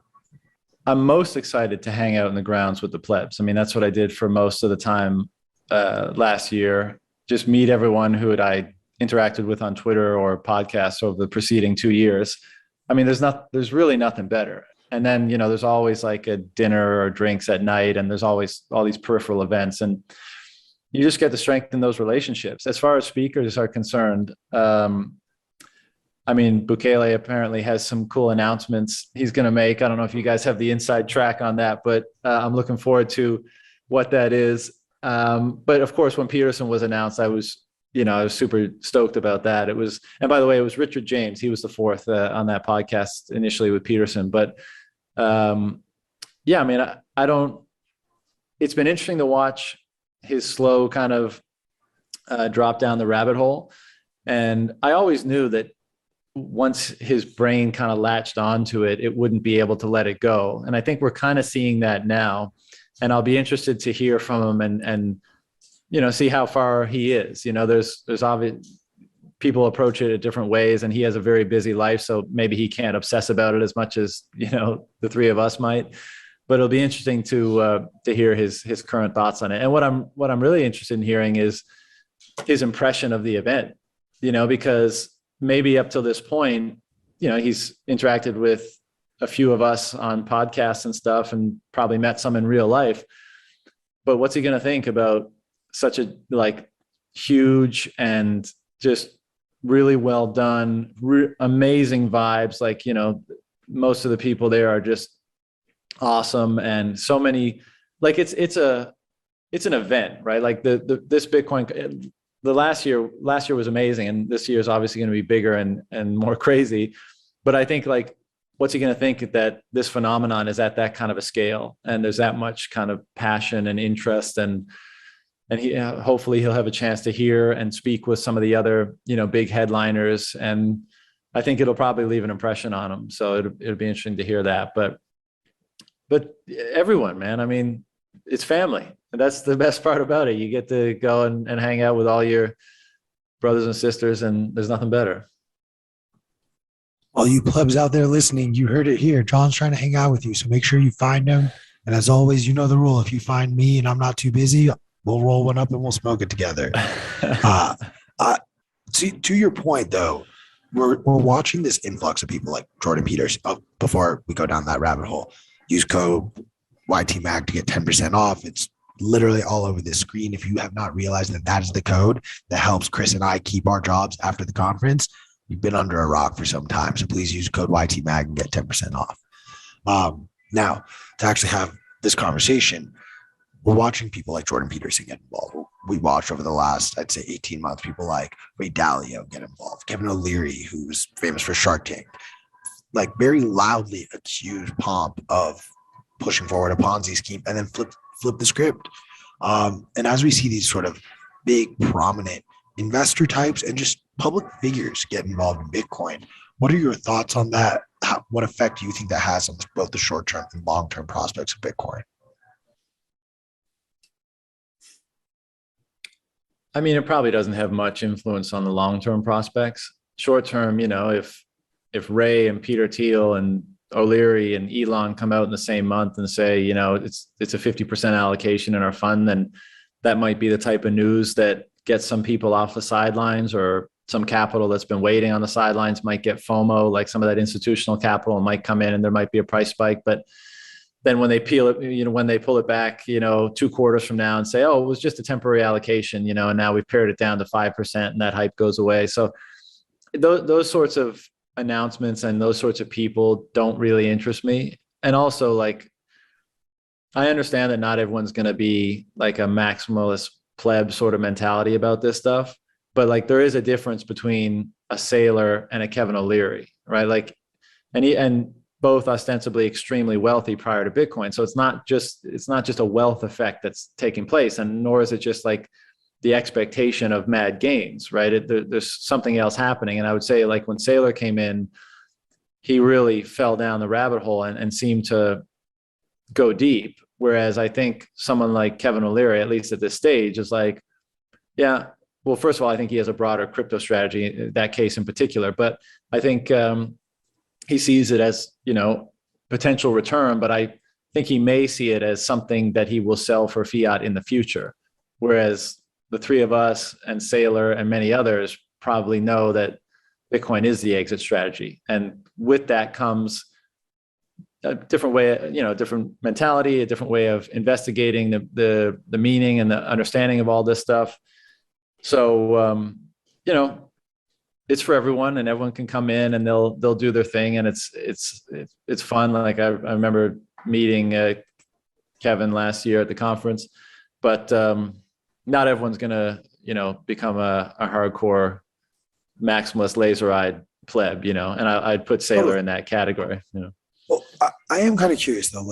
Is it necessarily a bad thing if we have people who get involved in Bitcoin and have thousands of Bitcoin, given the net worths of people like Dalio and O'Leary, but they don't see it the way we see it? So in theory, they're going to end up selling their Bitcoin to people like us at a very high price. Yeah, but it's still going to keep going higher. And in the way that we see it, should we be actually right about the end game of all of this? Is it necessarily a bad thing?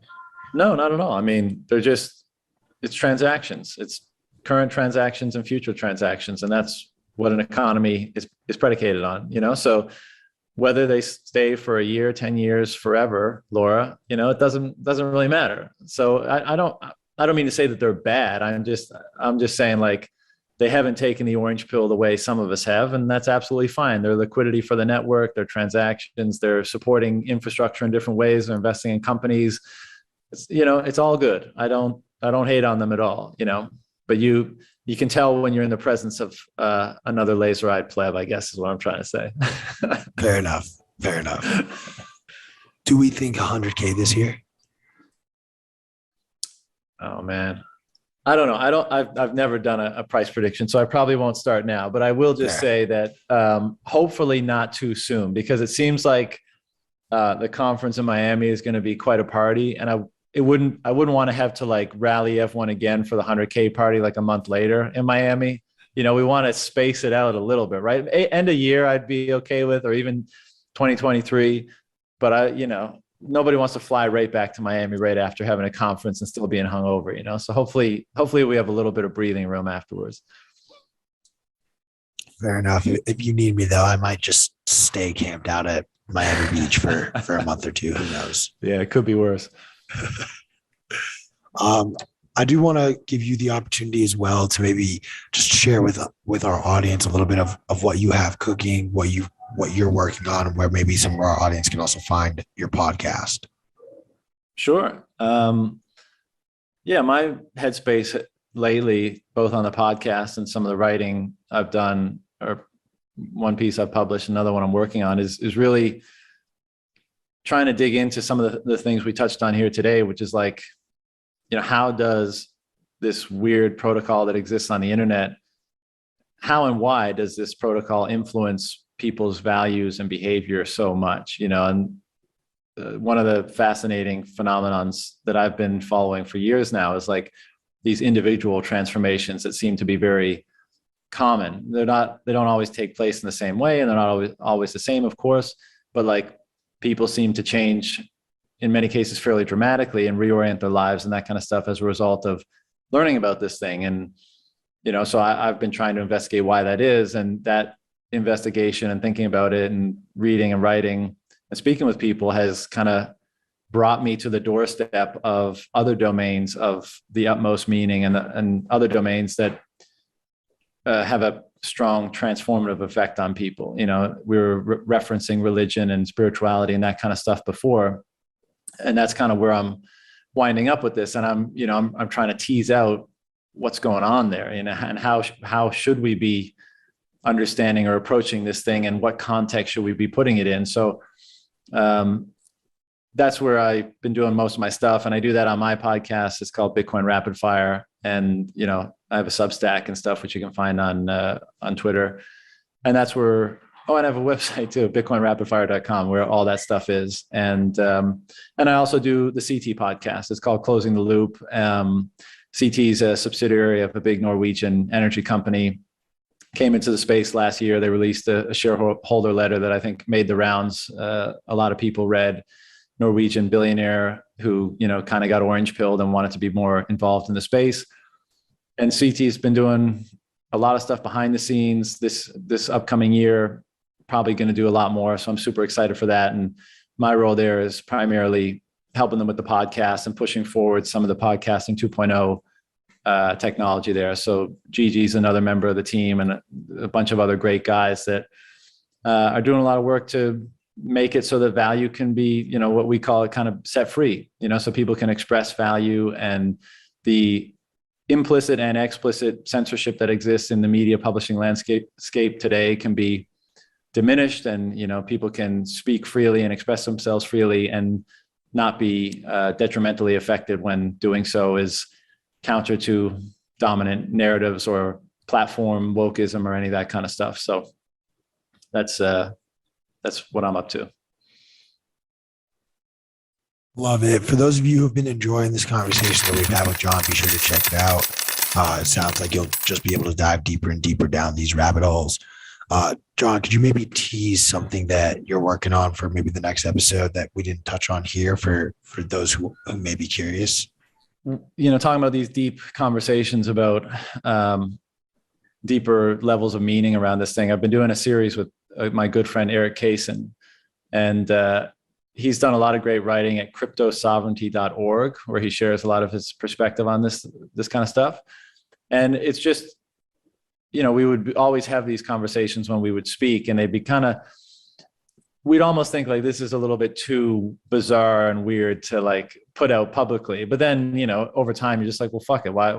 Who cares? Why not just let it rip and put it out publicly? And if people enjoy it, then great. And so they're like 1 to 2 hour conversations where we just go in those directions that seem completely batshit insane, right? Like talk about religion and the second coming and all this kind of stuff. And for the purpose of, you kind of have to say the words and share the ideas around to see if they actually are nonsense or if there's any credibility to them. And that, from my perspective, that's how we, refine our understanding and push it forward. And so I've been really enjoying that series with him. And the most recent one dropped yesterday, I think. And the feedback's been great too. So what I'm finding is that we're not the only weirdos thinking about this thing in those sort of terms. And people seem to appreciate that someone is exploring these more, these ideas that we might be more sheepish about sharing around the family dinner table, So I guess that's where, the thing that I've been most enjoying lately.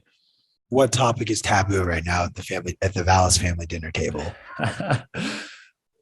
Well, nothing really, because I've always been the weirdo of the family, and everyone knows to expect, that I might say anything at any time. But I wrote this piece recently. It's called Money Messiah, and subtitle God, Bitcoin, and the Evolution of Consciousness. And it's a 40-page article about those issues. And, not only do I kind of have to tackle right at the beginning the modern day understanding of religion and how perhaps we've thrown the baby out with the bathwater, or maybe it needs another look, as so many things do when you start to understand Bitcoin, or when Bitcoin starts to reshape your perspective on things. You realize like, oh, maybe I need to look at this differently, and maybe I dismissed this or that thing too quickly, and then lead into, a fairly lengthy discourse on value and meaning.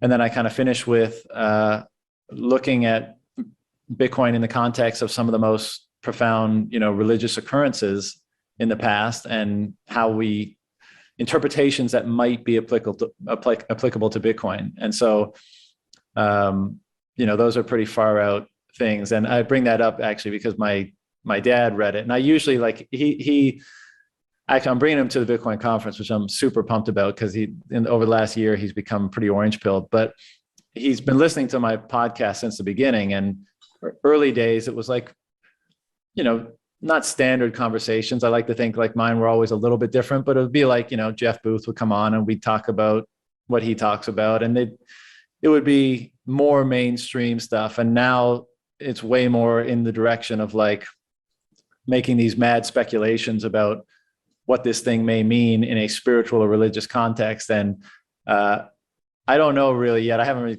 had the chance to talk to him, so I don't know how he feels about some of the things that I wrote in that piece. But I'm going to be with him soon for the conference, so I'm sure we'll have lots of time to talk about it. But it's that kind of stuff. And I guess my opinion, just to cap it off, is like, you got to risk going too far to know that you've gone far enough. Like, you got to know ideas can be so taboo or so off limits that you can't use them, because then you might potentially be cutting yourself off to a more truthful understanding of things. So that's what I use, the podcast for and the writing for, is just and I finish it all by saying, yeah, maybe I am insane. Maybe we're all a little nuts. We got to appreciate that that's a possibility.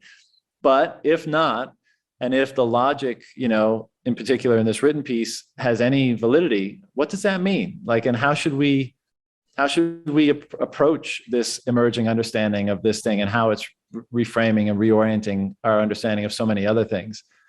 And that's what's so engaging about being involved in all this, for all of us. Like, one of the things that you could say is like pretty common amongst the quote unquote Bitcoin culture is like, there's a pretty ferocious appetite for new knowledge and understanding. It's like why when you see like a new podcast drops with someone that you're really interested in, you put it to the top of the list and you listen to it immediately, and why there's a hunger to understand what's going on both in the macro world and with Bitcoin and with psychology and history. And maybe it's a self-selection thing and those people are being brought in and just amplified, or maybe I've observed that some people that never had interest in any of that kind of stuff are kind of experiencing some kind of an awakening. And again, this is why the religious language might be applicable, because that's not a super normal thing. So we're, like I keep saying, we're wrapped up in this. We're not on the sidelines observing it. We're in the eye of the storm. So sometimes it can be difficult to get the proper vantage point to see the big picture. But I think all of us attempting to do so and seeing with clarity and refining our understanding is the best way to make sure that we're engaging this properly and leveraging it for maximal benefit in our lives and the lives with and in our interactions with the people that we care about. So on we go. Awesome, John. Well, you've left me with a lot to digest and think about, and I have my call to action to go and read this paper that you wrote. Excited to meet you. Excited to meet your father down in Bitcoin Miami. Guys, get your tickets. Use code YTMAC to get 10% off.